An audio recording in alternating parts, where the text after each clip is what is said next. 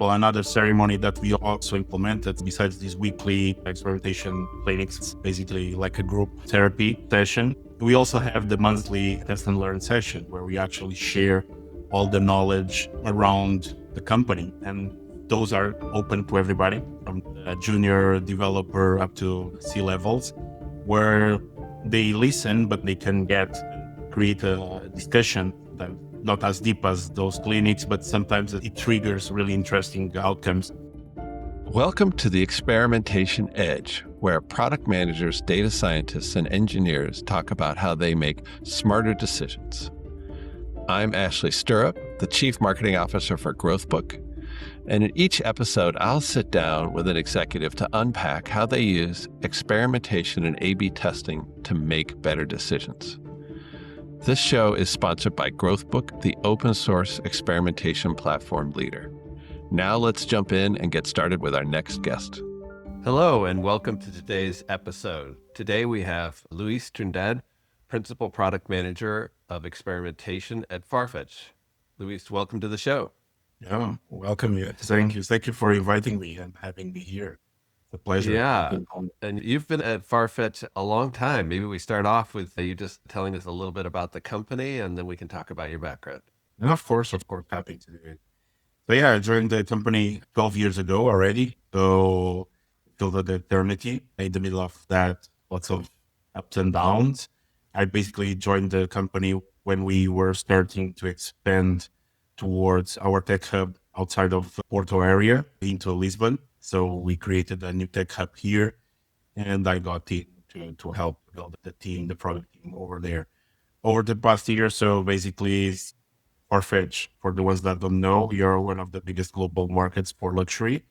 And our goal is exactly that, to make sure that we offer a connection between the supply that exists all over the world to the clients that are all over the world.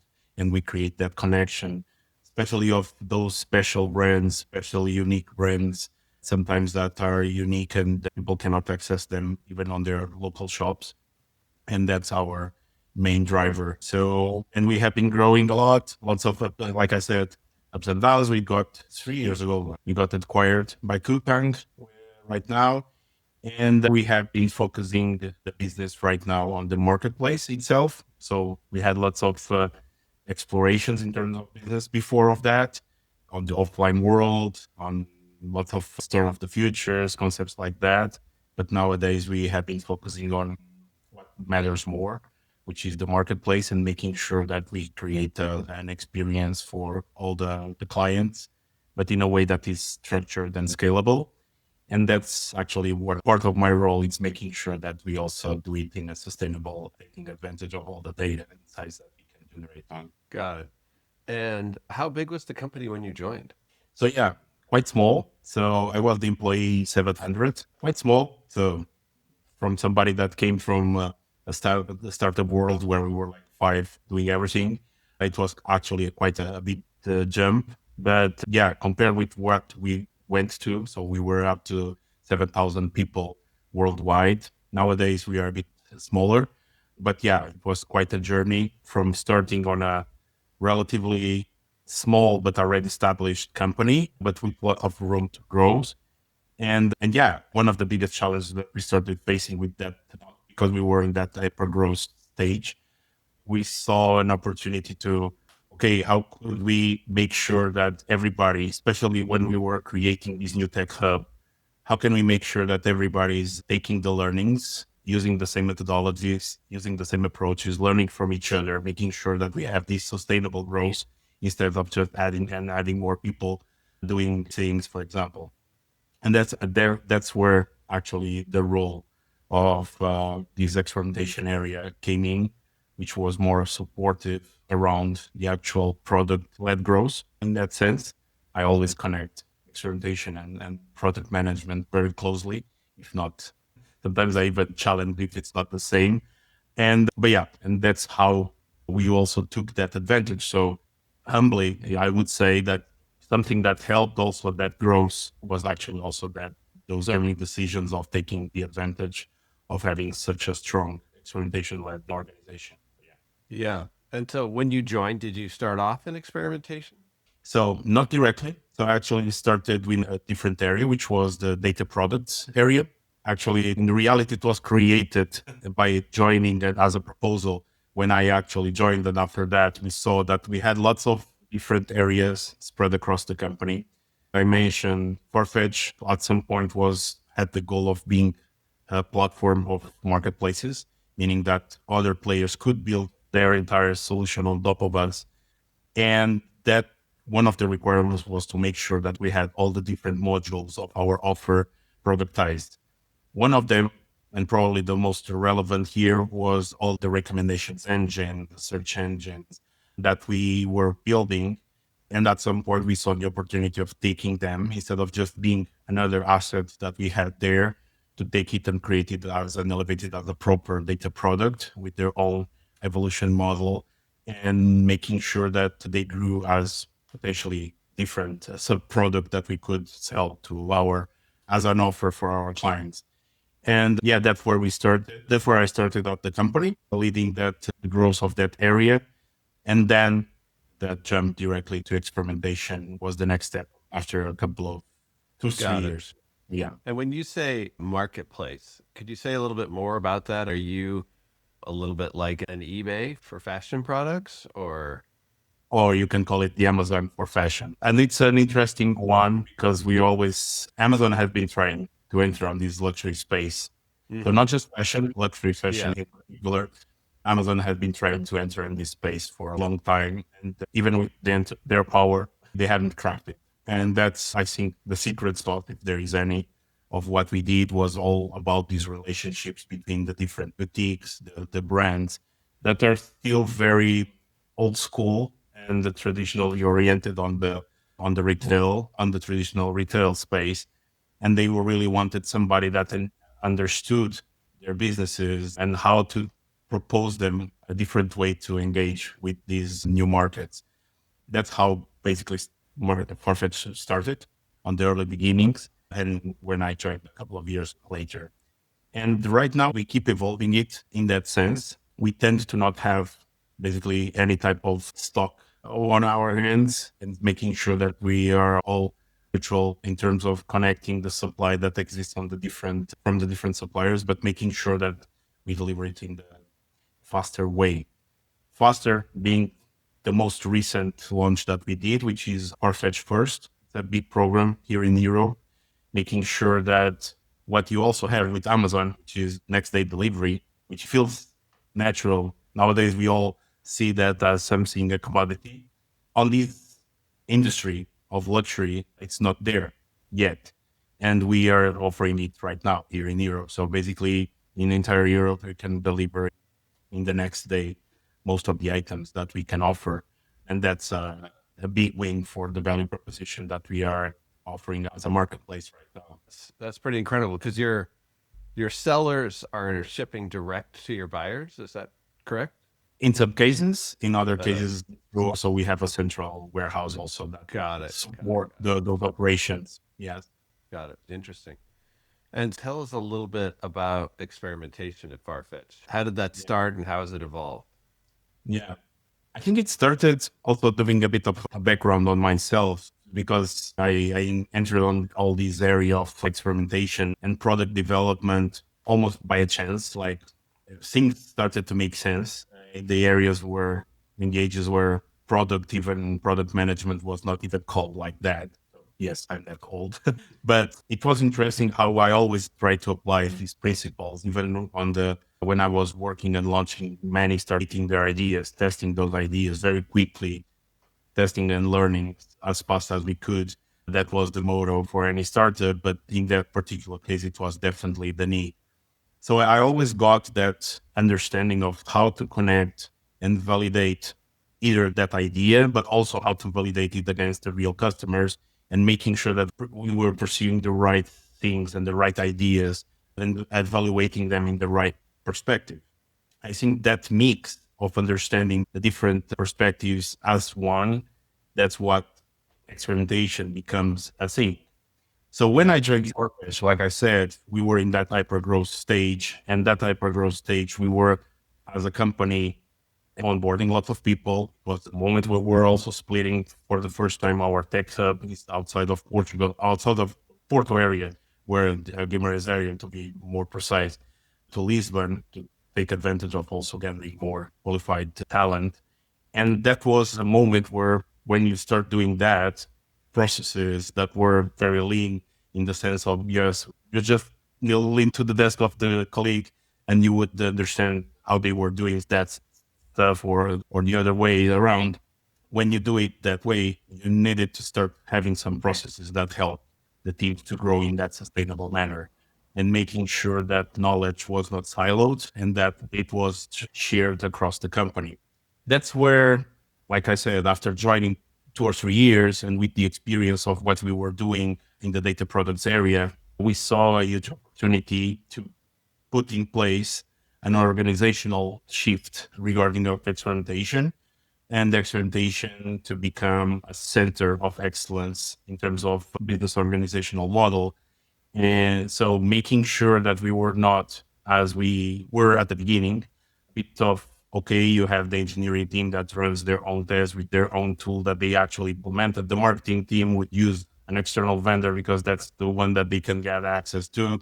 Some other team, they didn't even knew that existed or those capabilities existed. So how could we make sure that we talk the same language all as a company, right? Yes. And instead of having that typical model where, okay, now we gather everybody around that has that knowledge and those capabilities, and now let's wait for somebody to ask us to execute for them and deliver just the results. I never believed on that. And I think it was very interesting how the actual community and industry on experimentation evolved towards understanding that was not the right idea. And we actually started very early on that process, which was interesting. But that capability and that understanding that the actual leadership also believed on that view, right? And gave me the sponsoring so to put it in place, was actually a driver to where we are right nowadays, which is having this center of excellence quite small. Actually, it was reducing over time, but keeping the usage at levels that weren't even before. So it shows also that the small maintenance team is focusing, especially on the engineering side and data science side, and now refocusing more all our efforts on making sure that practices, because practices, for you to be good, you need to practice and repeat, right? And that's probably where I spend most of my time nowadays. It's helping the different product teams, and that's also a difference. So we came from a couple of parentheses here, but we came from an area where most companies, it's all the experimentation comes from marketing, right? Right. It's all about CRO, all about making sure that we do all the optimizations of the campaigns. But where I saw the huge potential on Farfetch, being a tech company, being a product company by definition, was actually to be the enablers on the product side, on the engineering side, and making sure that we use all those practices and we removed any blockers for the entire team to actually enable to do experimentation. Was almost done as something that came after, which was interesting also in our approach in terms of build versus buy. So we were using some external tools to support the marketing team, the CRO perspective. On the engineering side, we build our own Fabs. So basically, we call it Fabs, Farfetch A/B testing system, all internal, from the split engine, setup engine, stats engine, everything is built in-house. And it was all about the engineers and making sure that we were offering that capabilities. At some point, we were integrating these external vendor, mainly used by marketing, but making sure that also there was connecting glue between all of that. We also implemented our tracking layer entirely. And remember when I mentioned that we were at some point even exploring the offline world, making sure that the boutiques were part of the store of the future. So we had to create some sort of system that was not just integrating and tracking the events on a website, but through the entire journey of a customer, including when they were, for example, entering a boutique and to be recognized there, and making sure that the entire experience was interconnected. So it was something we call it omni tracking. It was actually a cornerstone to where we are nowadays and to enable all of these. Even with that external vendor, So we had this stage of time where we're in an hybrid approach, basically with Hmm. our own setup plus this external vendor.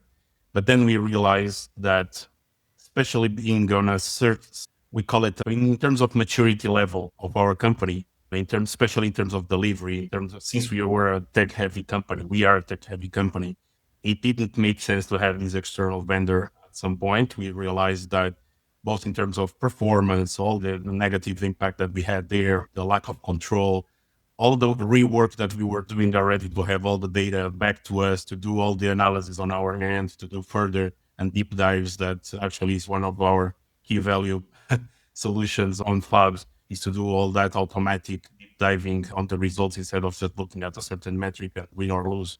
That Yeah. doesn't say anything. So all of that led us to say, okay, now let's have a single and focus internally on having just Fabs powering the entire solution.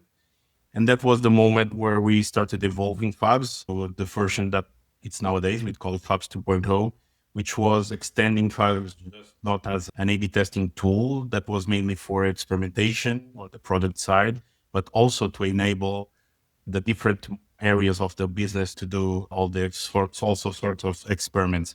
Namely, for example, connecting so we started by creating an ecosystem of modules. One of them was a key, which was the feature toggle. So we create a feature toggling system that is deeply interconnected as part of the experimentation platform.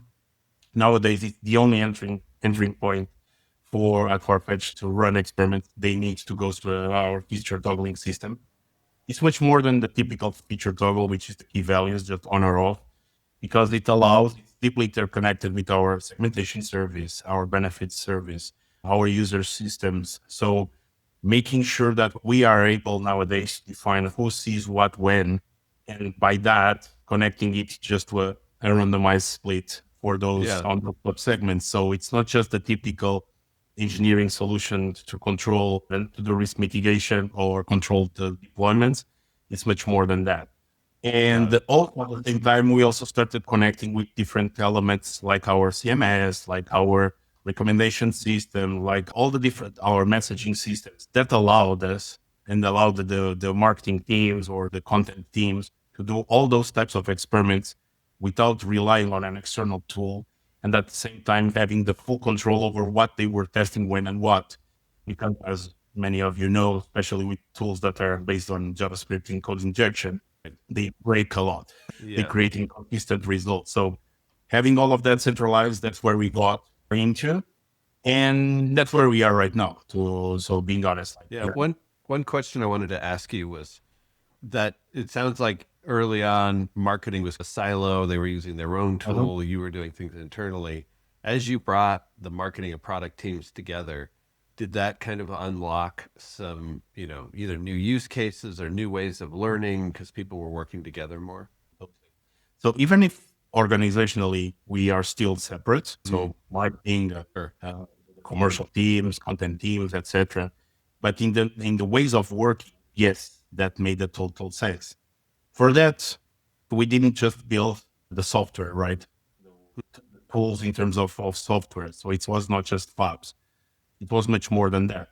It was all about building the other tool, the ceremonies that actually helped people to start working more closely together, having common object, like let's get together as a group, defining together what are the next best hypotheses to be tested, evaluate, challenge the actual hypothesis, definition of success of them. That was actually the key moment for also for that, because we started creating this loop of knowledge that whenever a new joiner, somebody that was quite senior but didn't have that expertise because they were a bit of not so aware of the processes, sometimes they simply just entered those sessions just listening, and they were already learning and upskilling their knowledge to be able to even already providing some inputs to the solutions that were being discussed or the hypothesis being discussed, but at the same time already thinking on their own and oh, could I just create also those hypotheses? So that's where, like I said, 80% of my time on experimentation is mainly about that, about Oh, enabling, making sure that all those ceremonies keep rolling and they are yeah. keeping engaged. creating like a knowledge base for all the experiments and learnings in a central manner, the using a single template that actually is used by everybody on the company to define an hypothesis. All of that nowadays feels like, okay, it's part of the playbook. Everybody's doing it. Not everybody, which is the reality.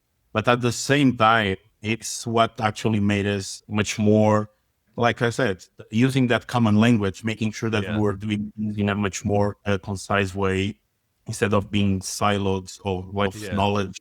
And for example, another ceremony that we also implemented. So besides these weekly experimentation clinics, I like to call it like that because it's basically like a group therapy, a session. We also have the monthly test and learn session where we actually share all the knowledge around the company. And those are open to everybody from the junior developer up to C levels, where they listen, but not just listen, they can get and create a discussion that not as deep as those clinics, but sometimes it triggers really interesting outcomes where we go there sharing not just to like a reporting session where we go say, okay, we launched this test. This is a winner, loser, X amount of potential money that we got from it. That's where it started and quickly evolved to be a session where we were sharing basically most of only the learnings.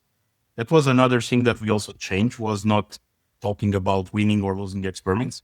We rebranded that on even on our toolings like let's call it, are we able to learn from these experiments? Yes or no? Failure is actually a test that was badly set up, wrong metrics, created many biases like sampling biases, etc. That was a failure test. But all the other tests are opportunities to learn. Uh, and in most of the cases, yes, so we proved the hypothesis, and others we didn't prove the hypothesis. But in both situations, we actually learned about it. And that was also a trigger for how people were seeing experimentation, not being just as a, okay, let's not be afraid of failing in the sense that this is not going to be, I'm not going to be able to prove my hypothesis, but actually as a way to say, okay, let me try this thing. If I learn that this is not the way to go, perfect. Let me proudly say to everybody that we just avoided spending more money on something that was not worth to go towards.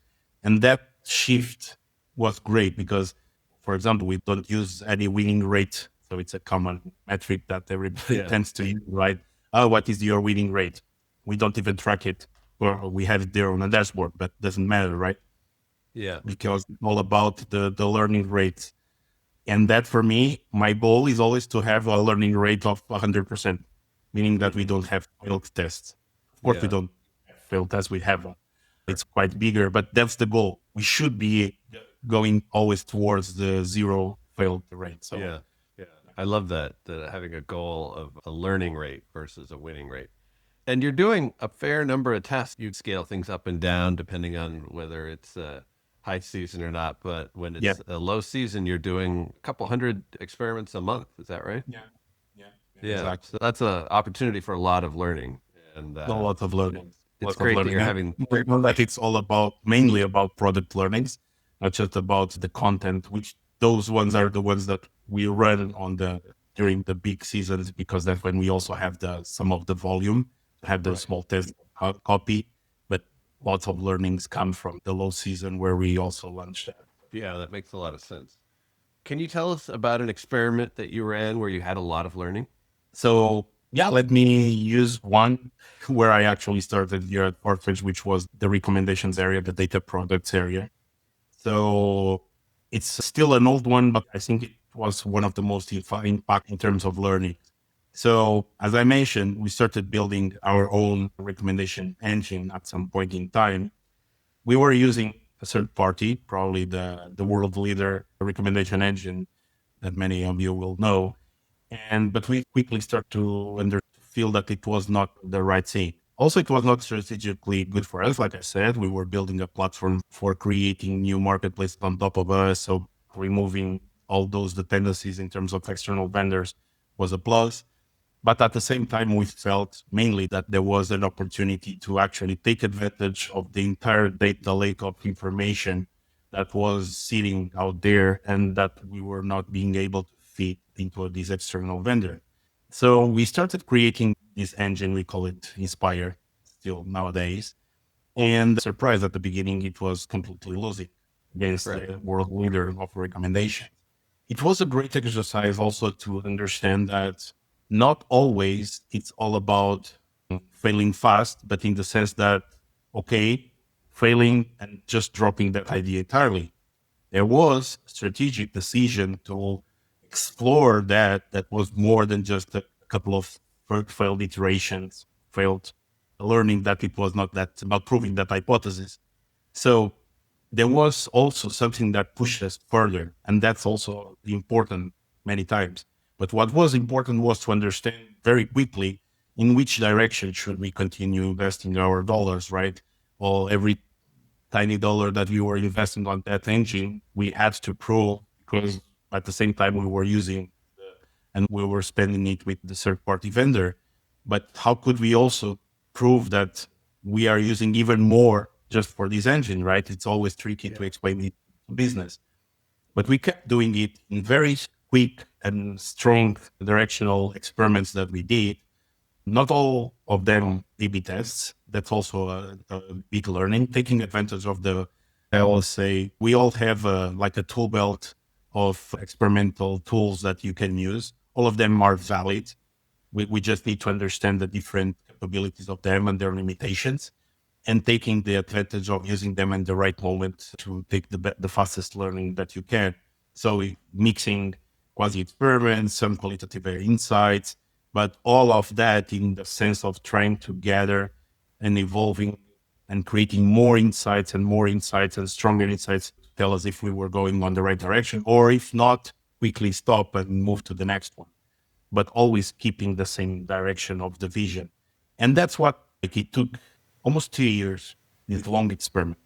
So it was hundreds of iterations on that experiment. But at some point, like around half of that time, we saw that we were in a position that it was shifting the tide, right? And it was the moment that we saw, yes, we believe that we are proving the hypothesis that we cannot actually change this service from to the other. And it was the moment that we actually took that decision. We invested more. We started reducing the investment on the third party vendor, and we started to phase it out and actually evolve the product that is nowadays being used for everything, one for basically. And so that tells me a story of resilience, but always having a vision of direction, which is very important. Strategy is key when we are doing experimentation, but at the same time, we need to do it in multiple and small, quick learning iterations to tell us if we should keep investing on that direction or not, but always finding the path towards our vision. And at the same time, it was also an example of how we also built something that most of the times it's very tricky, because again, many times we test the blue versus the right button, right? But in this case, we were testing an actual recommendation engine. So learnings came from it. We were testing at the platform level, tracking challenges, making sure that we were proving the value on different levels. So lots of learning opportunities came from there, which many people would say at the beginning, that's not goes to that path, but it proved, and it was really a great learn. Yeah. And so to summarize a little bit, what I think I'm hearing you say is you took out a pretty ambitious task and you wanted to leverage lots and lots of data to do personalized recommendations. And you just had to keep iterating over and over again and which information is working or not. And you really had to track a lot of different metrics at the same time in order to kind of get to the outcome, which sounds like it was a pretty strategic win for the company. Yeah, it was. Yeah. In many ways, like I said, because besides the winning of proving that, yes, we now have an internal solution that actually delivers more value than the actual vendor, the cost, not entering here details, but compensated a lot, Yeah. even with the full maintenance of a system. But again, it's part of our DNA here and part of our strategy to have the tech team to support it. So I would not still recommend to do this for a company that is not core for them to have a tech team, right? But but in terms of the process that the actual company took learnings, and this was done in the early stages of the Experimentation Center of Excellence. So it was a huge case of driving people awareness on how to do things and how they could do the same approach on other areas. So You built a lot of your own best practices yeah, around how to do experimentation as you went on that journey. That's great. yeah. And when you have a new product manager join, or maybe somebody who's less experimentation oriented, how do you coach a product manager on how to think about experimentation and when to apply it and things like that? Yeah. So quick answer, that's rolling to the lions. No, but jokes aside, it's actually what I tend to do. I'm assuming it's a product person, already has some product background. Each one of us has different backgrounds of how they handle experimentation. Some more tactical. They run lots of A/B tests, but we're always following very blindly those practices. I'm a believer that again, experimentation is more holistic as a way of thinking and not necessarily a tool that you can just use. So, like I said, we all have a big tool belt that we can and should be able to choose. So whenever we onboard somebody new, it's all about we have some regular onboarding sessions. So we have lots of training material that we have been gathering along these times and keep refreshing it. So that's the beginning, but it doesn't stop there again, because you go to a lesson, you hear about it, especially at the beginning when you're a new joiner, you are overwhelmed with information. It's not enough, right? So basically, those are just notes for you to be able. How I see it, it's just notes for you to be able to. Whenever I hear about that thing, that's where I should be going to look for it. But the throwing to the lions joke is the reality, because it's all about making sure that as quickly as they onboard, my first question I start to challenge them is, in a couple of weeks, bring me what is your key strategy for your area as a product manager. So you will be leading a certain area. What will be your strategy metrics to measure the success for your area? How you are going to interconnect with your colleagues, and then asking what is your first hypothesis that makes sense for you to improve, because you as an external person, you will have for sure experience on how to use our tools. So what is your first hypothesis and how to improve it somehow? And that first experiment is basically what I'm saying about throwing them to the lions. And I Yeah. challenge them immediately to start looking for it and attending all those regular weekly sessions with all the other PMs. Like at the beginning, of course, being a fly in the wall, just listening and observing. And that's actually what becomes an ongoing trade. Even the Mm. more rural and the more junior persons attend those sessions, and that's what creates this cadence of knowledge between all of them. And that's actually what helps Yeah. them to board and being part of those ceremonies and using the right tools from the right Right. people.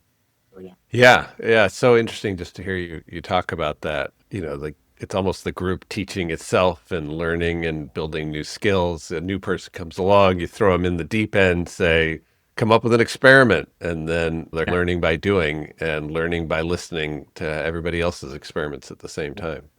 totally. Yeah. Yeah. So how do you see experimentation evolving at Farfetch? I think it's an interesting question because it doesn't just apply. I don't see it just applying to Farfetch. I think we can even explore this question and probably the next follow up.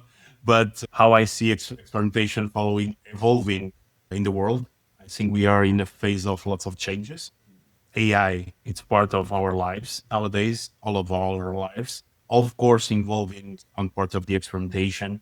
And sometimes of my colleagues, even on the industry, we have lots of chats about it. And we tend to see, okay, how I'm seeing experimentation with all these ideas of, okay, it can create automatically hypotheses, render those tests very quickly, even use synthetic users to validate some of my hypotheses even without putting it outside, etc. Where I see it, so there is a big of feel of there is a doom coming regarding experimentation. And at the same time, there is also the economic perspective, which is, of course, all companies are shrinking and holding themselves because of all these wars and all this uncertainty. So, of course, that's the first step where any business decision maker, where they cut resources, right? It's Yeah. anything that is more, let's call it experimental, even if, in my personal opinion, it's core especially for a tech company to keep that light. And in our case, I think even was shrinking our capabilities to evolve our platform. First, I don't see the need for it. It's being able to, even with a very small team, to keep evolving and very steady. And the amount of experiments keeps growing and the complexity of them and the platform keeps going. In terms of the ceremonies, it's just a question of adapting them to the new reality, challenge and presenting different tools for those product managers. Like, okay, now you have that. Now you are able to do all the entire product discovery by yourself instead of taking lots of time from a research team or to complement whatever that they are coming and actually taking the advantage of the research team to do further and more deep dives instead of these more generic things that now are on your plate directly, taking the advantage of it, creating pilots and validating many of those things in a quick way, almost by yourself without spending the engineering resources and focusing their resources on the actual things that actually are more about scaling the ones that work.